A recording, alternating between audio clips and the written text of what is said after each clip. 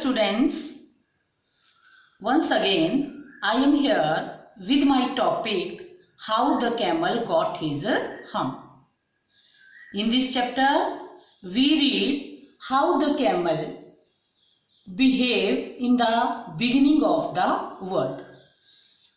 पहले जो हमने इसका पार्ट 1 पढ़ा था उसमें हमने जाना कि सभी जानवर डॉग, ऑक्स, हॉर्स सभी काम करते हैं लेकिन ऊंट काम नहीं करता और वो सारे जानवर जो है वो जिन से इसकी शिकायत करते हैं। अब आगे क्या होता है वो हम सेकंड पार्ट में पढ़ते हैं। Let's start our topic how the camel got his hump part 2। Open your books. The jinn remonstrated with the camel who said hump. अब जिन कैमल जो हम्प कहता था, जो कि हम्प कहता है, उससे शिकायत करते हुए कहता है The camel's beautiful back suddenly grew a lump which was the camel's hump. ऊंट की जो खूबसूरत पीठ थी अचानक उसमें एक ढेला जैसा, लंप होता है बेटा ढेला, ढेर जैसा बन गया।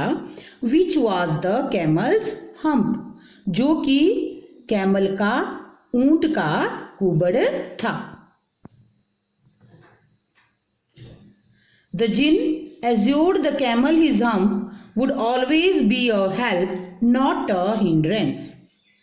तो जिन ने ये विश्वास दिलाया कि जो हम्प है कैमल का वो उसका सहायक बनेगा, ना कि उसके लिए कोई हिंड्रेंस, रुकावट या बाधा या ऑब्स्टेकल सिद्ध होगा। हिंड्रेंस, बाधा।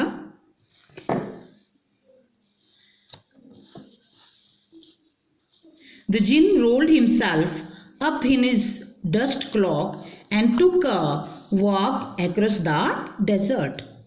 जिन अपने आप को धूल के लबादे में, क्लॉक होता है ढीला जैसा जो गाउन पहनते हैं ना, उसको क्लॉक बोलते हैं, लबादा, उसमें लुढ़कता हुआ डेजर्ट की ओर चल पड़ा। found the camel looking at his own reflection in a pool of water. Reflection होता है बेटा परछाई, और कैमल, उन्होंने, जिन ने ऊंट को पानी में अपनी परछाई देखते हुए पाया। My friend said the jinn, jinn ने कहा मेरे दोस्त, what is this I hear of your doing no work. मैं क्या सुन रहा हूं, ये मैं क्या सुन रहा हूं कि तुम कोई काम नहीं कर रहे हो। The jinn sat down with his chin in his hand while the camel looked at his own reflection in the pool of water.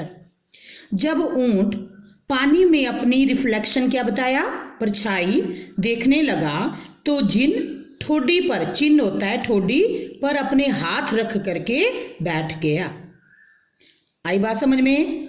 Now you have given the 3 extra work ever since Monday morning, all on account of your idleness, said the jinn. जिन ने कहा अपने निकम्मेपन के कारण सोमवार की सुबह से तुमने कोई काम नहीं किया, इसलिए तुम्हें और 3 काम अतिरिक्त करने को दिए गए हैं।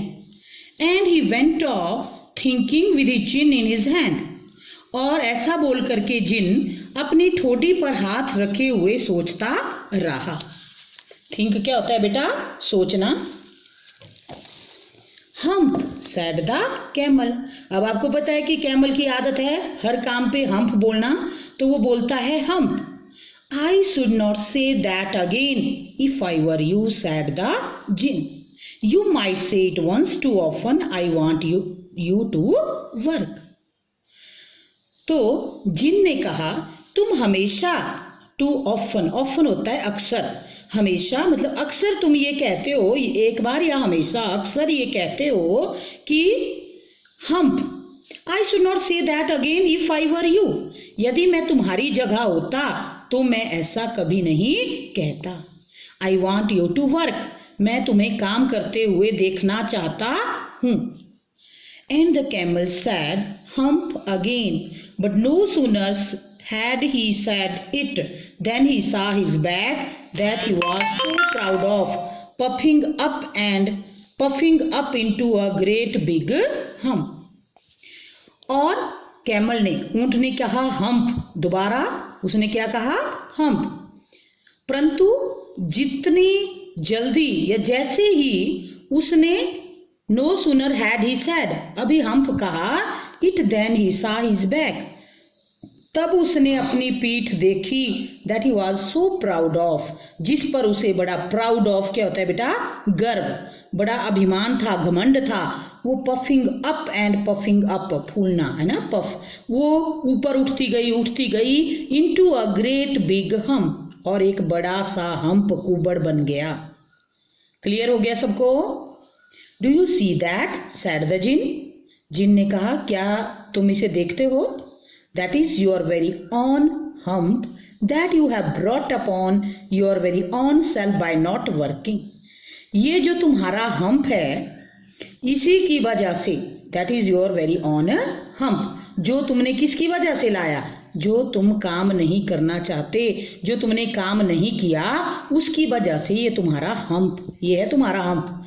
टुडे इज थर्सडे, आज वीरवार है, and you have done no work since Monday, और तुमने मंडे से, सोमवार से कोई काम नहीं किया है।